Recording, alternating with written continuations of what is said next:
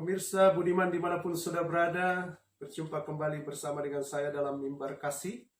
Terimalah salam damai sejahtera dari tempat kemuliaan yang maha tinggi yang pasti memberkati saudara semua. Salam. Suatu sukacita yang besar karena kita diizinkan Tuhan untuk bertemu. Dan tentunya pertemuan kali ini saya ingin memberkati saudara-saudara melalui kebenaran firman Tuhan. Sebelum saya membacakan sabda kebenaran firman Tuhan bagi kita, saya ingin mengajak kita bersama-sama merendahkan hati dan pikiran kita datang kepada Tuhan, kita berdoa. Mari saudara-saudara, kita bersama-sama satu di dalam doa.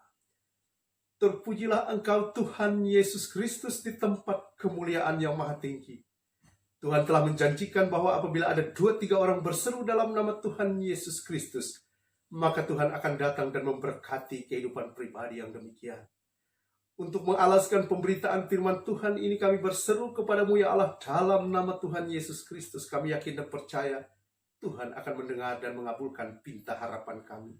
Yang kami rangkaikan di dalam doa sebagai bukti iman pengharapan kami kepadamu ya Tuhan. Kami datang membawa pergumulan setiap pribadi kami. Kami ingin saling menguatkan dan mendoakan. Agar ketika kami melewati perjalanan kehidupan yang dibalut oleh ruang dan waktu, yang kami hitung melalui hari, minggu, bulan, dan tahun-tahun berganti. Musim kehidupan pergi dan datang. Tidak setiap waktu dan hari kami lewati dengan sukacita. Ada kadang kami melewati kehidupan dengan derai air mata karena kegagalan dan pergumulan kehidupan yang begitu hebat dan luar biasa. Tetapi dalam doa iman pengharapan kami saat ini kami membawa kepadamu ya Tuhan, kami berserah. Kami meyakini Tuhan akan melawat setiap pribadi kami, bahkan menuntun kami untuk melewati perjalanan kehidupan sekalipun dalam lembah kekelaman. Tetapi Allah dalam Yesus Kristus adalah gembala yang baik, yang terus menuntun kami untuk memperoleh kelegaan. Setiap pergumulan pribadi kehidupan kami masing-masing, kami serahkan ke dalam tangan pengasihan Tuhan, agar setiap kami diberkati.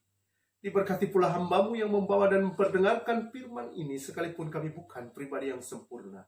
Tapi kami yakin dalam lawatan Roh Kudus Tuhan memampukan kami untuk mewartakan kabar sukacita, kabar kebenaran yang bersumber dalam kuasa Allah. Diberkati seluruh pemirsa dan pendengar dimanapun berada, agar kami benar-benar hidup dalam kekuatan iman kepadamu ya Tuhan. Inilah doa iman pengharapan yang kami bawa dan kami hantar kepadamu Tuhan Yesus Kristus. Sebagai Tuhan dan Juru Selamat tempat kami menaruh iman dan pengharapan, kami telah berdoa. Amin. Saudaraku, adapun firman yang melawat dan meneguhkan iman dan pengharapan kita, saya membacakan bagi kita Injil Matius, pekerjaan Allah dari tempat kemuliaan yang maha tinggi, yang dituturkan dalam Matius 16 ayatnya yang ke-13 sampai ayatnya yang ke-20. Firman Tuhan ini juga menjadi renungan bagi saudara-saudara gereja Kalimantan Evangelis pada ibadah hari Minggu yang lalu. Tetapi saya rindu untuk membawakannya bagi kita sekalian dan memberkati saudara-saudara. Karena saya tahu kehidupan saudara di luar sana pasti sedang berjalan dalam ruang dan waktu. Dan ruang dan waktu yang dilewati oleh kita sering. Kemudian kita berjumpa dengan beban hidup yang luar biasa. Karenanya firman Tuhan hari ini meneguhkan agar beban hidup yang kita lewati kemudian dilawat oleh kuasa Tuhan dan kita memahami akan kehendak dan kebenarannya. Saudaraku, saya akan membacakan Injil Matius ayat 16. Maksud kami Injil Matius 16 ayatnya yang ke-13. Demikian firman Tuhan.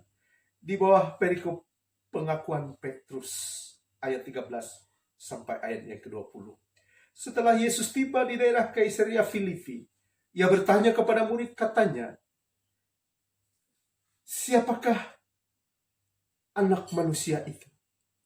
Jawab mereka, "Ada yang mengatakan Yohanes Pembaptis, ada juga yang mengatakan Elia, ada pula yang mengatakan Yeremia atau salah seorang dari para nabi." Yesus bertanya kepada mereka, "Tetapi apa katamu? Siapakah aku ini?" Maka jawab Simon Petrus, "Engkau adalah Mesias, anak Allah yang hidup." Kata Yesus kepadanya, "Berbahagialah engkau Simon bin Yunus, sebab bukan manusia yang mengatakan itu kepadamu, melainkan Bapa-Ku yang di sorga. Dan aku pun berkata kepadamu, engkau adalah Petrus.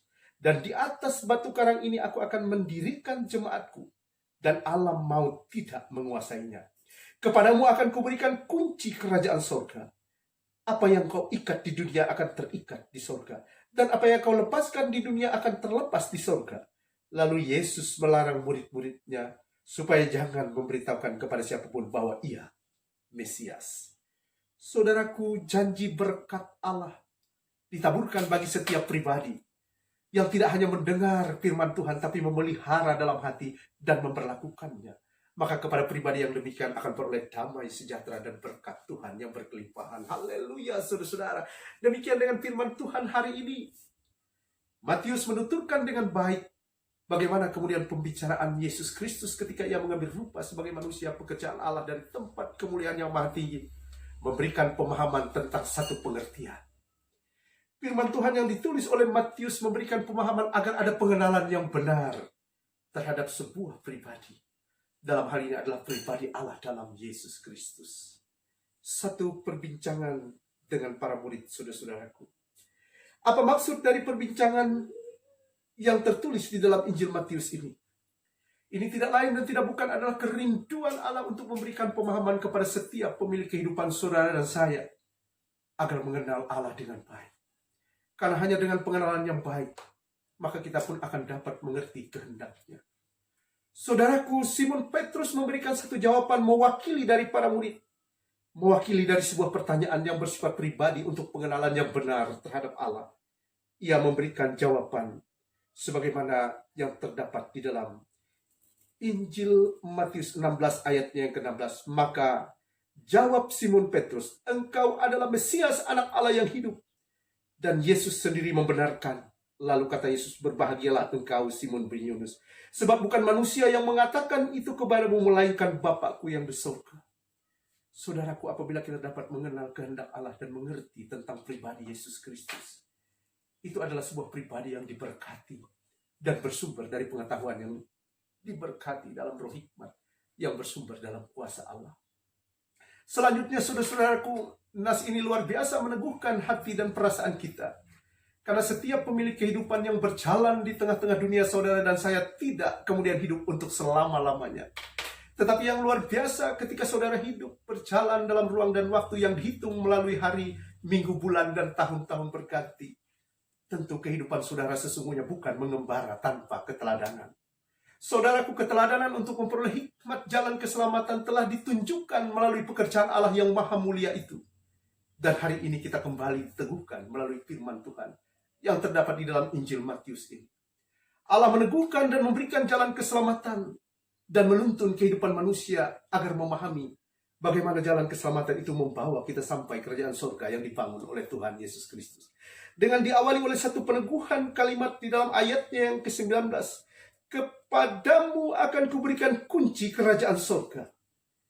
Yang terlebih dahulu Allah memastikan bahwa engkau adalah Petrus dan di atas batu karang ini akan mendirikan jemaatku dan alam maut tidak menguasai.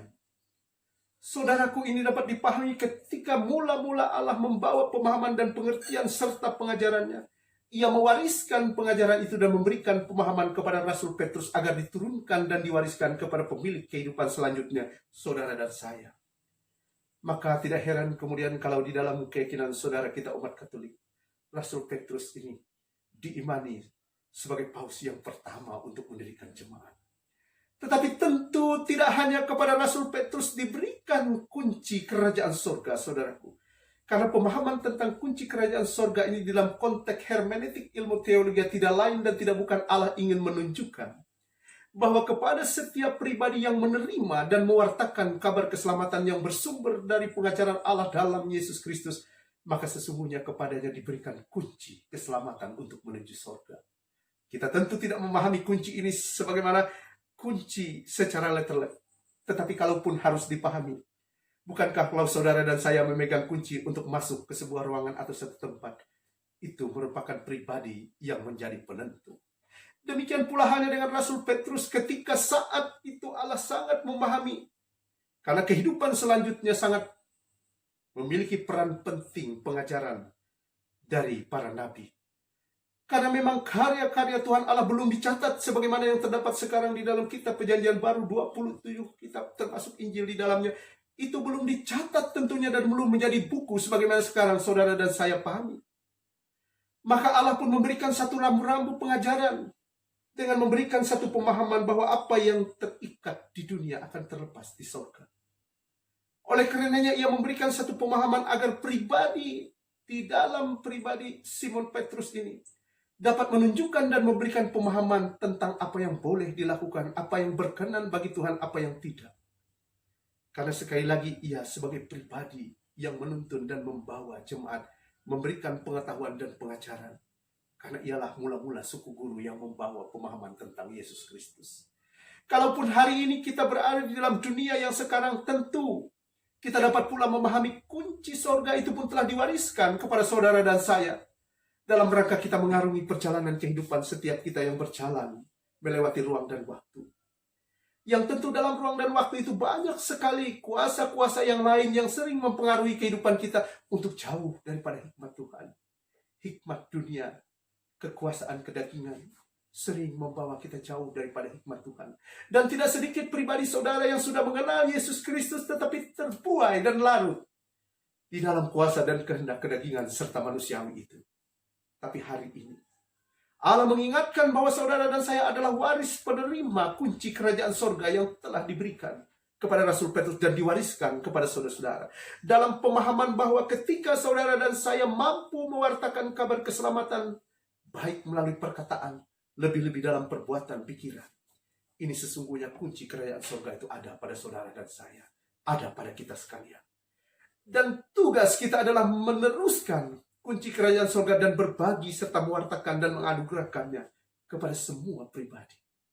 Dan jikalau ada pribadi yang menolak menerima warta sukacita dan keselamatan yang bersumber dari Tuhan Yesus Kristus, itu artinya dia tidak menerima kunci kerajaan sorga untuk memperoleh keselamatan yang dijanjikan Allah sebagaimana diteguhkan di dalam firman Tuhan yang ditulis dengan baik di dalam Injil Matius ini.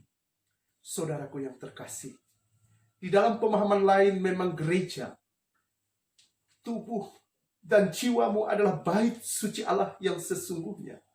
Tetapi gereja mula-mula secara fisik diberikan anugerah dan dipastikan bahwa alam maut tidak menguasainya.